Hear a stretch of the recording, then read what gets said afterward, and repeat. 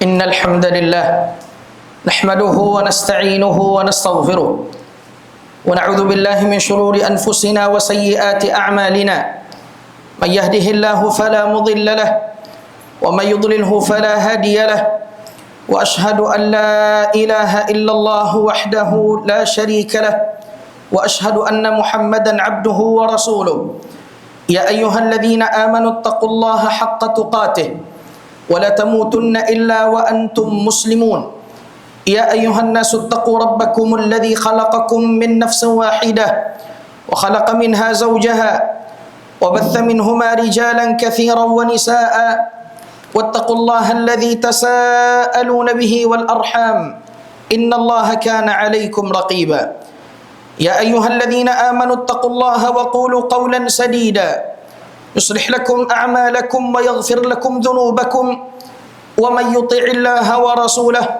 فقد فاز فوزا عظيما أما بعد فإن أصدق الحديث كتاب الله وخير الهدي هدي محمد صلى الله عليه وسلم وشر الأمور محدثاتها فإن كل بدعة ضلالة. Ma'asyiral muslimin, sidang jamaah salat Jumaah yang semoga senantiasa dirahmati dan diberkahi oleh Allah Subhanahu wa taala. Di dalam kehidupan dunia ini Allah Subhanahu wa taala mendidik seorang mukmin dengan diturunkan kepadanya musibah dan bala, dan hal itu merupakan sesuatu yang pasti terjadi. Allah berfirman, "Walanabluwannakum bisyai'im minal khauf." Kami benar-benar akan menimpakan kepada kalian sedikit dari rasa takut, wal ju', kemudian rasa lapar, wa naqsim minal amwal, kemudian berkurangnya harta, wal anfus, kemudian perginya orang-orang yang kita cintai, wath thamarat, dan berkurangnya hasil panen buah-buahan kita. Lalu Allah berfirman, wa basyiris sabirin, dan berikanlah kabar gembira kepada mereka yang bersabar. Dan di antara cara untuk bersabar adalah membaca kisah orang-orang terdahulu dan melihat musibah yang jauh lebih besar daripada musibah yang sedang menimpa diri kita. Dan Allah Subhanahu wa taala menjadikan kisah orang-orang terdahulu sebagai penguat hati Nabi kita Muhammad sallallahu alaihi wasallam. Allah berfirman, "Wa kullan naqussu 'alaika min amba'ir rusul ma nuthabbitu bihi fuadak." Semua kisah Rasul yang kami ceritakan kepadamu, wahai Muhammad, adalah untuk meneguhkan hatimu. Maka dari itu, ma'asyiral muslimin, buka kembali lembar sejarah kehidupan orang-orang terdahulu, dari kalangan para nabi-nabi, dari kalangan para sahabat, dari kalangan orang-orang saleh, agar kita mampu untuk bersabar tatkala musibah dan bala menimpa diri kita. Kita akan bercerita pada kesempatan kali ini kisah seorang tabi'in yang memiliki kedalaman ilmu dan kekuatan sabar. Ia adalah Urwah ibnu Zubair rahimahullahu tabaraka wa ta'ala. Ia adalah anak dari seorang sahabat Nabi yang mulia, Zubair ibn al-Awwam. Ibunya adalah Asma binti Abu Bakar. Saudara laki-lakinya adalah Abdullah ibn Zubair. Bibinya adalah Aisyah as-Siddiqah, anak daripada Abu Bakar as-Siddiq. Dia diliputi dari keluarga yang mulia. Jalur ibunya Quraisy, jalur bapaknya pun Quraisy. Ibunya berasal dari Bani Taim, bapaknya berasal dari Bani Asad. Kakeknya adalah Abu Bakr as-Siddiq radhiyallahu tabaraka wa ta'ala anhu. Tersebutlah ma'asyiral muslimin, kisah ini di dalam kitab-kitab para ulama, di antaranya Al-Bidayah wan Nihayah dan Wafayatul A'yan. Diriwayatkan bahwa Urwah ibnu Zubair berangkat menuju Damaskus untuk berjumpa dengan khalifah atau Amirul Mukminin saat itu, yaitu Al-Walid ibnu Abdul Malik. Di tengah perjalanan, ternyata kaki daripada Urwah ibnu Zubair tertimpa suatu penyakit yang bernama akalah, yaitu penyakit yang menggerogoti luka, lalu penyakit tersebut menyebar di seluruh anggota tubuh yang terkena. Dan dahulu, ma'asyiral muslimin, transportasi tidaklah sama seperti zaman sekarang ini. Butuh waktu berhari-hari, berpekan-pekan, dan berbulan-bulan lamanya untuk menempuh perjalanan dari Madinah ke Damaskus. Dan itu cukup untuk membuat penyakit akalah tersebut memakan hampir separuh daripada kaki Urwah ibnu Zubair. Dan benar, tatkala ia sampai di Damaskus, ternyata penyakit akalah tersebut telah memakan separuh daripada kakinya. Lalu Al-Walid ibn Abdul Malik memerintahkan kepada dokter-dokter untuk memeriksa penyakit yang diderita oleh Urwah ibn Zubair. Ternyata tidak ada jalan melainkan kaki Urwah ibn Zubair harus diamputasi. Lalu disodorkan opsi ini kepada Urwah ibn Zubair, dan Urwah ibn Zubair menerimanya dengan lapang dada. Lalu dokter-dokter pun didatangkan. Lalu disuguhkan kepadanya khamar atau obat bius agar akalnya hilang. Lalu Urwah bin Zubair berkata, demi Allah, aku tak pernah meminumnya tatkala sehat. Lalu bagaimana mungkin aku meminumnya tatkala sakit? Dan demi Allah, tak ada orang yang berakal yang mau meminum sesuatu yang dapat menghilangkan akalnya. Lalu Urwah berkata, kalau kalian hendak memotong kakiku, maka biarkan aku salat. Di tengah salat tersebut, maka lakukan upaya operasi atau amputasi terhadap kakiku tadi. Kemudian Urwah salat. Tatkala salat itulah kakinya dipotong, diambil gergaji, lalu dipisahkan daging daripada tulangnya. Kemudian yang namanya manusia biasa, ketika disiramkan ke kaki Urwah minyak panas, karena itu adalah metode kuno, metode orang lama untuk memberhentikan darah yang mengalir, maka Urwah ibn Zubair tidak tahan, lalu akhirnya ia pingsan.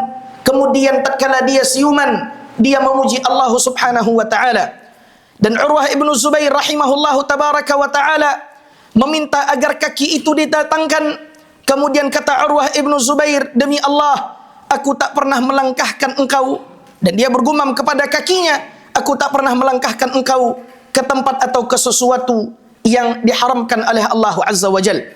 Lalu Urwah ibn Zubair rahimahullahu tabaraka wa ta'ala menyesali bahwa di dalam hari itu, di hari di mana kakinya diamputasi, ia tidak menyempurnakan wirid Al-Qur'annya, di mana setiap harinya Urwah ibn Zubair membaca 1/4 dari Al-Quran atau 10 juz.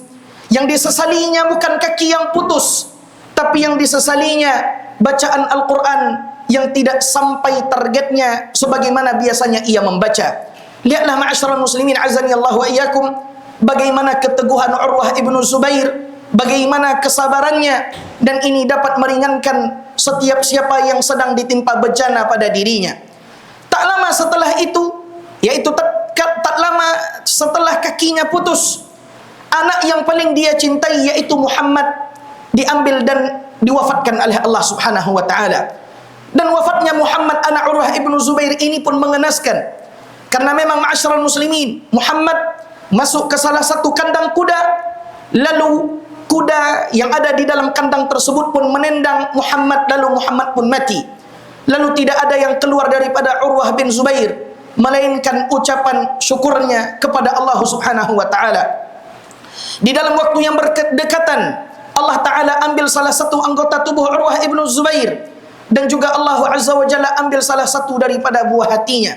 Urwah ibn Zubair pun berdoa dan berkata kepada Allah azza wa jalla, ya Allah, kau hanya mengambil dariku satu anggota tubuh, kau memberikan kepadaku 4, dan kau sisakan kepadaku 3. Ya Allah, kau ambil dariku 1 orang anak, sedang kau memberiku 7 orang, dan yang kau ambil hanya 1. Ya Allah, setiap kali kau uji aku, kau berikan aku kesehatan. Setiap kali kau ambil sesuatu dariku, kau memberi banyak.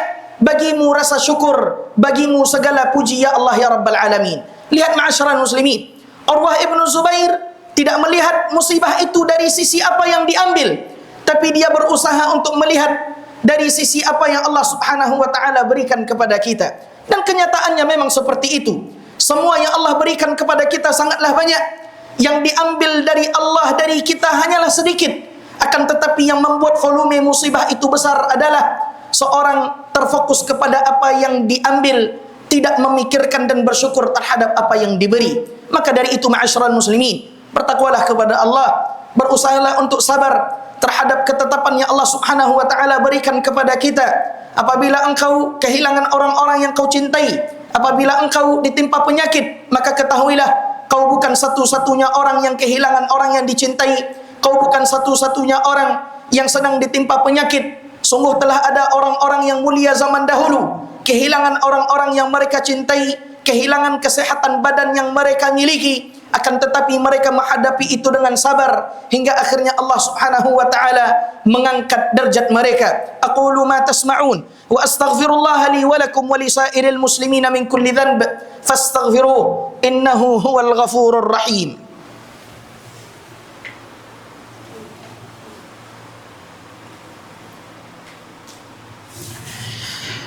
Alhamdulillahi rabbil alamin.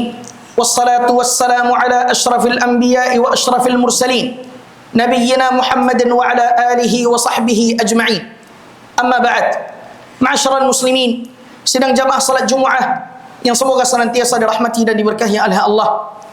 Tatkala Urwah ibnu Zubair telah kehilangan salah satu daripada anggota tubuhnya, dan ia juga kehilangan salah satu daripada sekian banyak buah hati tercintanya, masuk dan datanglah seorang lelaki tua yang buta kepada Urwah ibnu Zubair.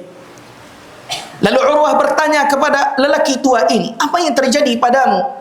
Lalu orang tua ini menceritakan, wahai Urwah, ketahuilah, aku dahulu adalah orang yang paling kaya, orang yang paling banyak hartanya, orang yang paling mulia, orang yang paling banyak anak, orang yang paling makmur di kampungku.